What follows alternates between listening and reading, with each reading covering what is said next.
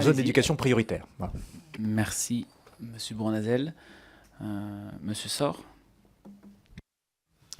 Merci Monsieur le Président. À mon tour, je remercie effectivement nos collègues Cécile Rilhac et Valérie Bazin-Malgras pour ce travail de fond important réalisé et le pragmatisme de leurs propositions, et tout cela dans un laps de temps bien court.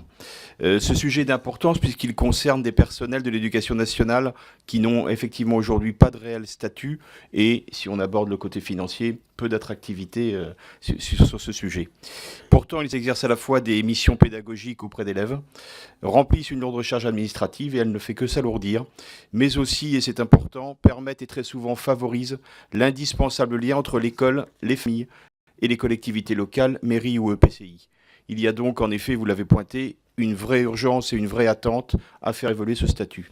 Je vais pour ma part vous interroger sur une spécificité, à savoir dans les collèges, l'existence de sections d'enseignement général et professionnel adaptées, à la tête desquelles se trouvent des enseignants du premier degré et qui exercent la fonction de directeur de SECPA. Donc ces sections accueillent des élèves en lourde difficulté scolaire et l'existence de ces directeurs de SECPA permet avec ces élèves et les familles, de construire des projets personnels et professionnels importants. Et pour autant, ces directeurs n'ont pas de statut spécifique au sein des collèges, étant toujours personnels du premier degré. Donc, deux questions. Avez-vous eu l'occasion et l'opportunité, durant cette mission Flash, de porter un focus sur ces spécificités de directeurs de SECPA? Et deuxième question, si tel est le cas, quelles sont les évolutions et les préconisations que vous pouvez formuler pour voir évoluer là aussi un statut qui soit en lien avec la réalité des missions qui sont accomplies?